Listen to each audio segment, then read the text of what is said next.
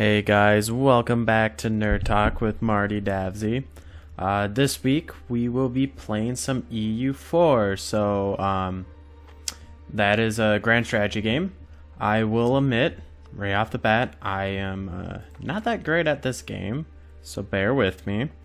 I'm still trying to learn the basics. I usually like playing smaller places.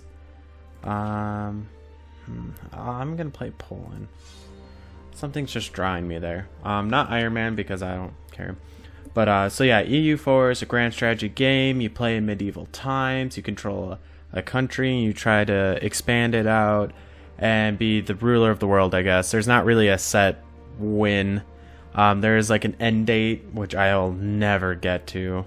But it's kind of like a pseudo sequel to CK2, Crusader Kings 2.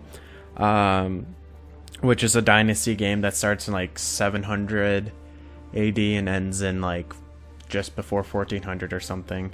So I'll be playing that. You're gonna see a lot of management. I won't guarantee it's most exciting. Oh, that music's a little loud.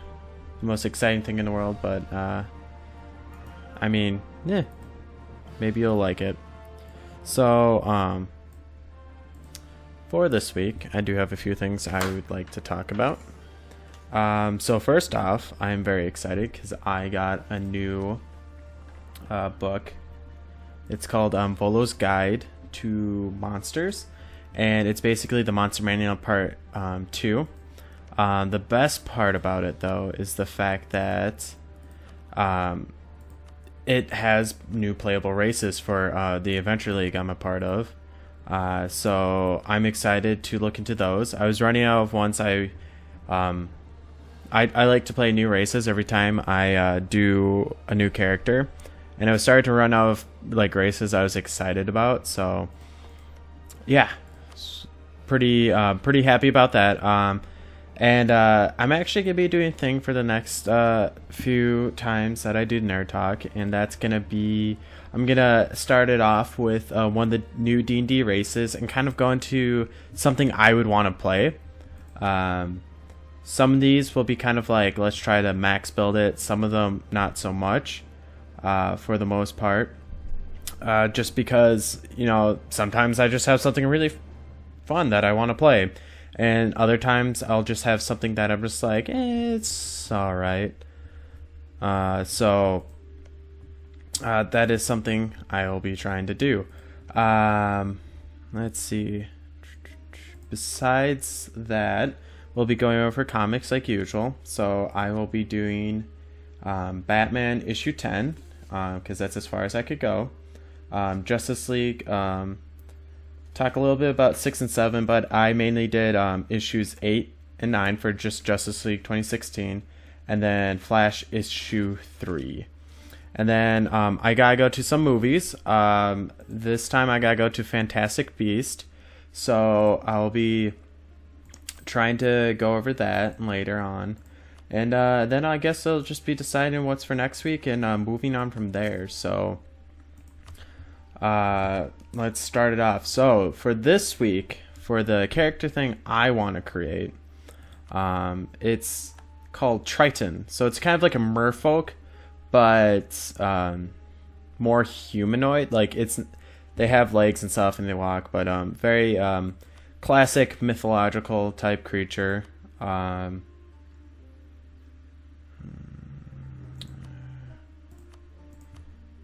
Just making some decisions. Yeah, probably will regret that. But yes, so Triton. So what drew me to this character is that is partially its personality and partially its stats. So the stats that it starts out with, you get +1 in strength, +1 in con, and +1 in charisma. So for this, I was kind of divided how I wanted to go about it. But then I realized those are actually pretty good for this type of class I've been dying to make for a long time, and that is the Barbarian. Yes, a Barbarian, a mixture of Bard and Barbarian. And why do I want to make such a class? Well, isn't it obvious?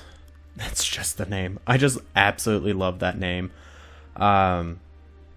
I just think it's hilarious, and yeah, that's why I'm building it, just to make the Barbarian a thing.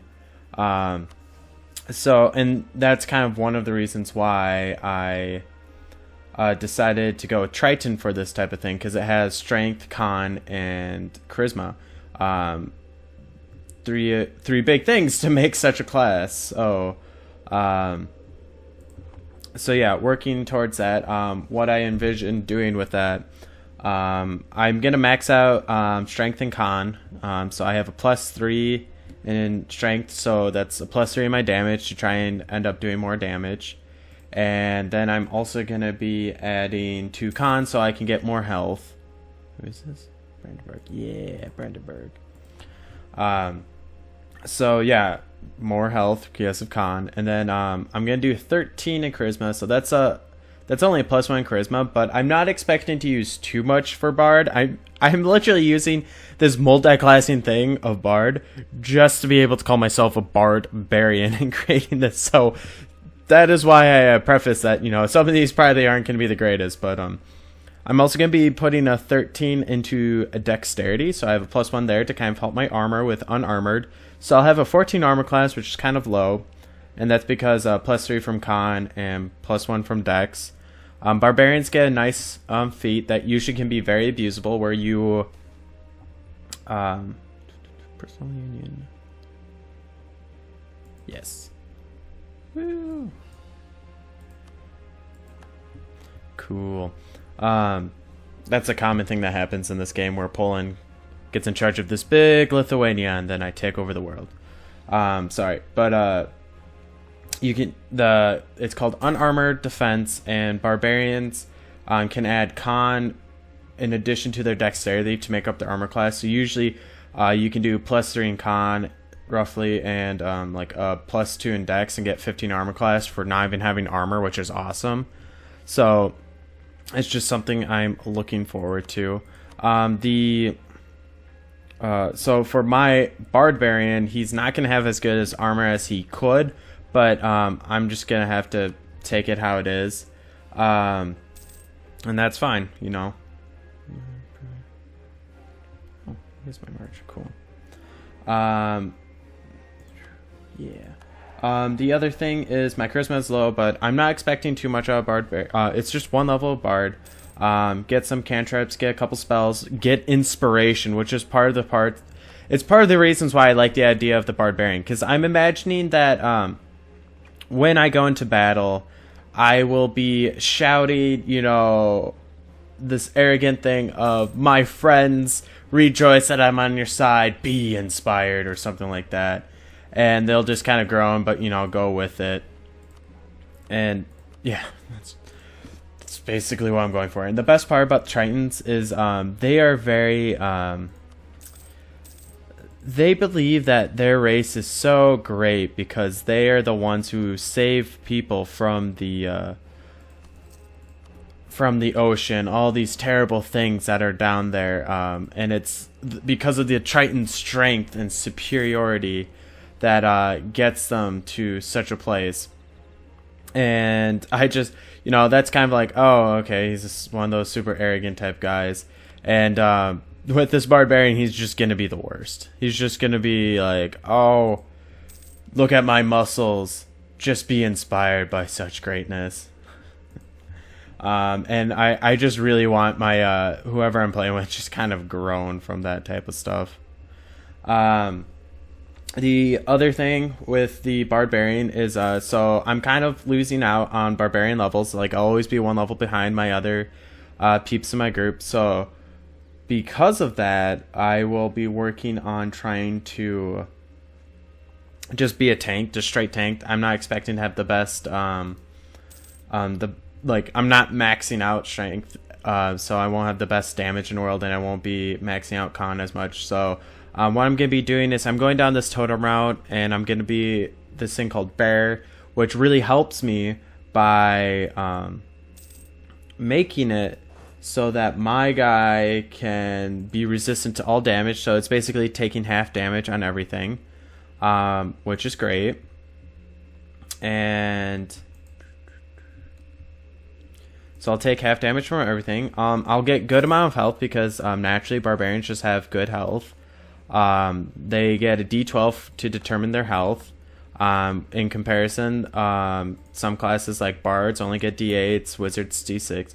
So by just a couple levels out, I'm already completely dominating above my enemies that I'll be fighting against. The other thing that I'm going to do, so bear to do the resistance, so I take less damage. The other thing is, once I get to a level 4, you can either make your ability stronger or you can get a feat. And I'll be doing a feat that gives me more HP called Tough. It'll just give me a bunch of hit points. So I'll be taking half damage at level 3, which is level 4 character. I'll go into that in just a sec. So I'll be taking that at 3rd level Barbarian, and then 4th level Barbarian taking the Tough, and I'll just have a bunch of HP. I'll go into battle, take hits, use some support spells from the Bard side to help out my allies, and just kind of absorb damage. All focus must be upon me, of course, because that's how Bards are to me. How I'm going to do this, so when you multi-class, at one point or another, you have to kind of decide. So you have the character level, and then you have like the class level, and you can choose whenever you want to. But when you multi-class, you basically get set behind everyone else if someone's going pure. And in 5th edition hasn't been too great at the whole dual classing. But my plan is to 1 level in Barbarian, 1 in Bard. So I'm going to be struggling, probably like level 2 of being frontliner. And then after that, it's just straight Barbarian, straight taking and stuff. Like I said, I'll be a little bit behind, but I actually checked out on the health stats, and it won't be too bad. By 2, 3, 4, 5. By like everyone else's 5th level, I'll be at 43, which right now my sorcerer, who I have built to have decent health, is at 34. So I'll be above. I'm not like the tankiest thing. Then I'll go to 61 at the 5th character level, which is, oh no, I'm at 61. So that's like doubling the sorcerer. Wow, I was looking at 4th. So yeah, almost doubling the sorcerer at 61. So that's a good amount of HP. And then when I hit my character 6th level, the barbarian 5th, it's just gonna be a huge jump. It's gonna be good times. So that is the Triton. He's gonna be an arrogant son of a bee who thinks he's the best thing ever. He inspires his allies by showing off his muscles and strength of his kind. He'll chop down his foes. He's gonna be lawful good. So he's just gonna be all about doing the good for the good of everything and yada yada yada. He's just gonna be annoying. He's gonna be stupid. He's just gonna be the center of attention. And that's just exactly how I like playing. So it's going to be a match made in heaven. And yeah, and that's a train. So next week, I'll pick a new one. I'll go over kind of some of that. But I think it's time to move on off of D&D. So the next thing that I am interested in doing, in talking about, is the comics. So first off, we'll start with Batman 10. So this was the most recent Batman I could read. I think the Batman 11 comes out Wednesday of this week. So I'm as caught up as I can be. I have to say this Batman was very interesting. The one before, just to remind people, was him kind of collecting his team and making it up. And it was a bunch of just these weird characters. I'm just like, oh, this should be an interesting mixture, like Catwoman, the ventriloquist, and so forth. So I was really like, oh, how are they going to pull this together? And then this week, I almost forgot what last week was because it just jumps at him like going to Bane's Island. So if you didn't know, Bane has an island that he's in charge of. And that island is called... Oh, I can't remember its name. So I feel really silly about that. But he's in charge of this island. So Batman's just charging in a jet. That gets shoot down. All these people start charging him. He gets captured. He's just like relentless. And he keeps saying the same thing. Bane, give up. You need to give up the Psycho Pirate. Otherwise, I'll come in there and break your back. And at first, I really liked that. I'm just like, oh, see, Batman's saying he's gonna break his back because, you know, in that comic, Bane broke his back, and it's funny because it's a shout out to the past. And okay, I'm just gonna. So that was just making me laugh. But he just kept repeating it, so it got kind of old pretty quick. The weird thing is, so Batman's doing this, like, it's basically a suicide charge. He's just going in, and suddenly, it just seems stupid. I'm just like, why would you keep doing this? Like, that is not smart planning. He eventually sees Bane after being captured, and he's all bloodied up in a pulp, and Bane just keeps beating the crap out of him. And I'm just like, oh, wow, that's not good for you, Batman. And then he gets thrown into a dungeon that Bane used to be in, and they kind of preface in the one before that this was the one that Bane used to be in. And then Batman breaks out of it. Like, at first it looked like he was just frustrated, and then he breaks his way out, and then it's all part of the plan. I'm just like, you know, in hindsight, I'm just like, oh, of course, it's Batman. This is what Batman does. So that was very typical, and that's where it ended. And I was like, okay, well, we'll see what happens. The team's coming together now in the island, and we'll see who does what. But the one thing with issue 10, so you have that going on with Batman, but then you're reading like this letter in the thought bubbles, and it's clearly not Batman. You know that right off, and I couldn't tell who it was. And at first I thought, is this possibly Bane? Is this Bane that they're talking about? But I didn't think it was saying things like in the orphanage with in Gotham. Like, that doesn't sound like Bane. He was in a prison when he was a child, and it was talking about how he knew the identity of Batman. Though the person saying this, like, well, that could be Bane because Bane does know who he was, but it turned out it was Catwoman, and it just made such an interesting dynamic on the relationship the two have. So. Applauds there. That was definitely like a high moment in the issue. Batman charging in. At first I was just like, WTF, but then once you find out that, oh, I see, this is Batman part of his plan, that made it good for me. But at first I was just like, I don't like this plan. So, hindsight 2020 there. See, after that that was issue 10. I have to wait another whatever time to get that. I don't think this Wednesday there'll be All-Star Batman, so I'm gonna have to probably wait a while because that one's monthly, and I think it'll be not this Wednesday but the Wednesday after. So that sucks. The next thing I'm gonna be talking about is Justice League. So I read for this week 8 and 9. For the issues, and they were good. I was entertained, but one thing, so 6 and 7 was one thing, and then 8 and 9 is something else. And I was just kind of confused by that, because 8 and 9, 6 and 7 was called State of Fear. So they all kind of get possessed by emotions. Superman almost kills Batman. Green Lantern, Flash have this weird thing, and it just kind of ends abruptly. And when the female Green Lantern decides to leave the Justice League because she kind of could see inside of them all, and kind of she's like, I can't work with you guys, knowing what's inside of there and stuff. And it's just like, wait, what? So that. And then it just ended. Like, at 8, I expected a little bit more of it, and it was just a whole new thing called Justice Outbreak? Yeah, I think it was Outbreak, which didn't make sense to me, like, looking back at the story, but yeah, it's Outbreak. And then that one ends up feeling like a two-parter. It could go to a third one, I'm not sure, but they already found the bad guy, and they're at the guy's house. And I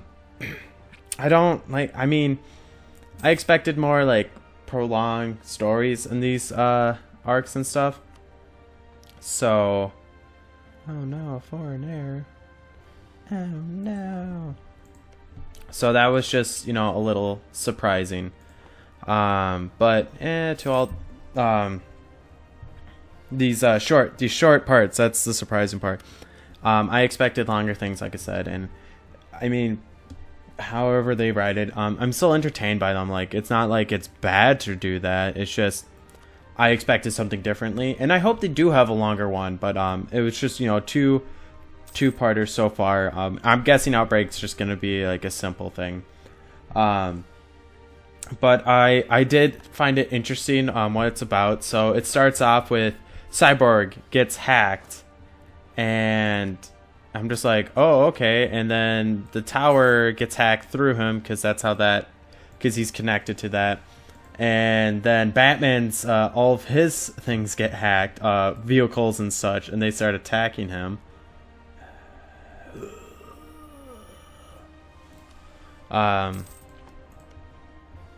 So they get hacked and they're attacking him in the cave. The satellite's going down, and then and Cyborg's doing everything he can to try and stop it, and then he's unsuccessful. And then he starts going crazy, so the Justice League starts trying to fight him. And so they're about to defeat him, and then suddenly we have the Green Lantern guy. His ring gets hacked, which I didn't even think was possible, and they had to start fighting him. And then he finally's like, "This is my ring. I get to control it." And then his ring punches him and knocks him unconscious. So he's flying around. The ring's just having his body fly around. So Justice League's dealing with that. Batman's dealing with his own stuff. Eventually, they all figure out who the hacker is. And so the first arc, which was a lot more episodes, was about these gigantic beings that absorb people and make a giant humanoid. They were protecting the Earth or doing something to the Earth because there was another planet that was coming there that was kind of like attacking. And the Justice League defeated like all of the things. But I guess during that, there was a bunch of, you know, weather's going crazy. The earthquakes happening. It's just end of the world type scenario. And in all of that, only one person died, which is amazing. But it was a mother with 2 kids and a husband. And we find out at the end of Outbreak with all this hacking going on. And this is like intense hacking. Like, it's Batman's Batcave. Like, just think about that. That's some bold stuff going on there. But so all this hacking was going on, and we figure out that the person behind all of this was the husband of the woman who died, who's pissed off because his wife died, like working all this stuff, and ends up she dies, and it's just like, oh, that's very depressing. I'm very sad now. So, yeah, that was the thing. That's how that one ended up going. And they end up at his house, and the little boy answers, who has, you know, all their figurines, and he's just like, we need to talk to your dad. And it's just like, oh, well, that's a great way to talk to kids. So that'll be interesting to see how that develops.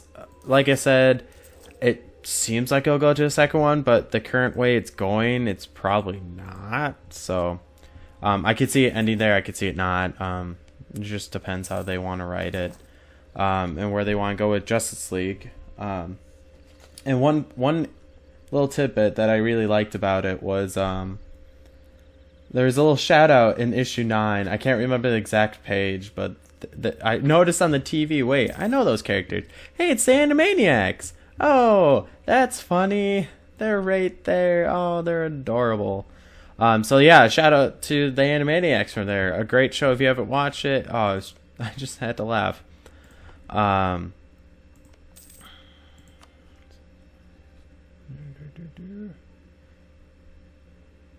Yes. Okay. So last issue I want to talk about is Flash number 3. So in number 2, at the end of it, very end of it, we notice that there's a storm that makes a bunch of speedsters, and we're just like, whoa, what's gonna happen? So this episode 3 goes into what's gonna happen. Starts off right off the bat with the whole, yeah, a bunch of these people are trying to rob banks and use it for their own stuff, so we have to stop them. And it's Flash and his cop friend who are doing this. And later you find out that all the good, like not, citizens who are going to go bad because they're working at Star Labs being trained just to use it properly. And you kind of, the Flash story is just telling, oh yeah, I'm happy that I get to be a teacher for people, to tell them how to use the Speed Force. This is very interesting. And you think that the bad guys in this is going to be Black Hole. Having his partner there now, working with them, makes it nicer because he can teach while his partner's out there actually capturing people. But then the ending of it is where the big stuff happens. So they find out that something's happening at Iron Gate's prison. And Flash is like, oh God, please tell me that it's not my partner, like, doing them and, doing in the bad guys. Because he's a pretty gruff guy. He's just like, he talks about Professor Zoom and be like, oh, that was the guy who murdered your mother? Yeah, there's no way I would let that guy live. Haha. And things like that. And you're just like, oh, hey, okay, that's a little too dark, a little too chaotic for the Flash. And the Flash is just like, Mr. Goody Two Shoes, hey, let's make a museum for this Flash. Oh no, don't do that. I don't do this for trophies. So you had that. I'm just like, oh God, he killed the people. Like he went in to like just beat the crap. Nope, I was wrong. Instead, we find out that he was actually trying to save them from a guy who could break into the prison, into these cells, which shouldn't be possible for a speedster in this place. But he vibrated through the walls, and his name is Godspeed. He's in a Flash outfit, but just all white, and we're just like, who's this? And then it just ends there, and you're just like, okay. Let's just do the event. Oh, cool. So yeah, like Godspeed's gonna be the next episode. And issue 4 is called Speed Kills, and I just had to laugh at them. Just like, yep, speed does kill. It's a hell of a drug. Oh yeah, and so is that guy. Really, it was kind of not that eventful. There was no action in it for the most part. It's just moving the story along. Some of the other ones were a lot more enjoyable. Like Batman 10 was, I thought, with the letter being written, gained some background, and Catwoman's thoughts on Batman. That was good. Issues 8 and 9, it's the Justice League having to fight within itself. Batman and Alfred trying to survive against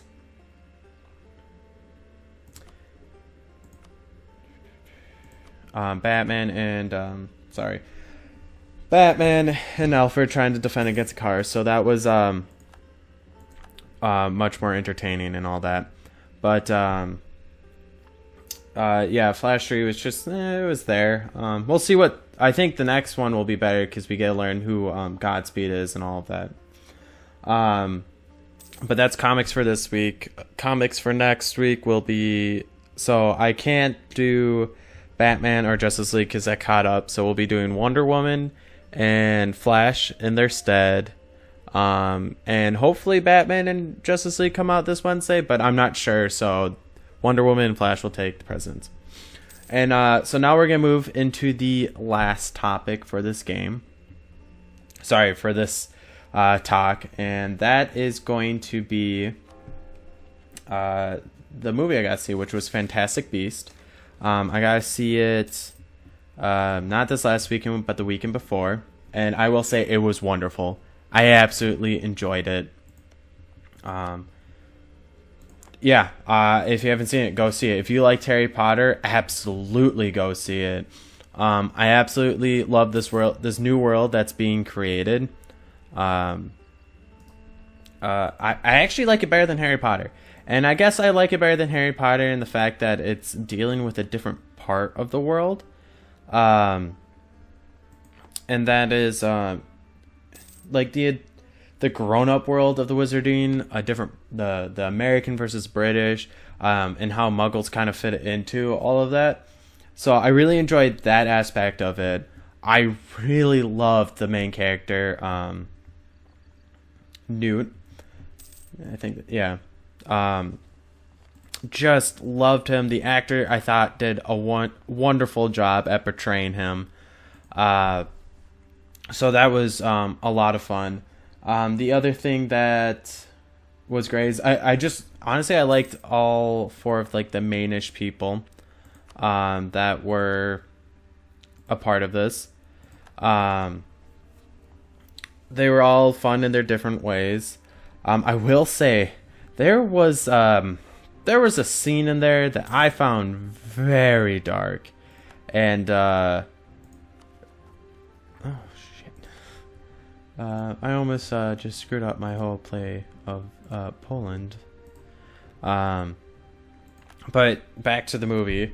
There's just a moment that was just so dark, and I was just like, whoa, we can't just, like, you know it's a bad moment, but then they get past it and they go through like the actual main part of the movie. But like this one moment, I'm just like, out of nowhere, I'm just like, Jesus Christ, this is just wrong on so many levels. But like, I mean, that's just how it is sometimes. So, yeah, I'm not going to spoil what it is, but yeah, there's just one moment I found really dark. Besides that, I really, this movie solidified the fact that I love the universe J.K. Rowling made. There's so many cool things that have yet to be explored, and I want to go there. It's like Lord of the Rings to me. There was so much in Lord of the Rings I still want to know about. Like the Silmarillion is fantastic because it kind of delves a little bit into that, but you know, The Hobbit was a jumping start, but I heard they're gonna be making another in the same universe that has to deal in the First Age, and I'm excited for that Lord of the Rings. And Fantastic Beasts is just like that, like it's expanding the universe, showing us more. Yeah, they name drop some of the other people, which I think is, you know, like just like all giddy, like, oh, they said Albus Dumbledore, I know who that is. So yeah, it's a great one. Definitely you need to go watch it. They did a great job, and I heard there's gonna be more movies in that, so good on them. The last thing is there was a little Easter egg. I'm just gonna point out because it means absolutely nothing. But at one point I saw Newt had a scarf on, and it was golden gray, and I was just like, oh, look at that. That's the scarf colors of Hufflepuff, because he's a Hufflepuff. Oh, they tried to sneak that past me, but I saw it. So that was a moment. I was entertained. It was great. But yeah, if you couldn't tell from what I had to say, go watch it. It's a good movie. It's on par with Doctor Strange. Another great movie. If you haven't seen either one, go to them. Yeah, they were just so much fun. Like, I don't go to a lot of movies, but those were two fun ones.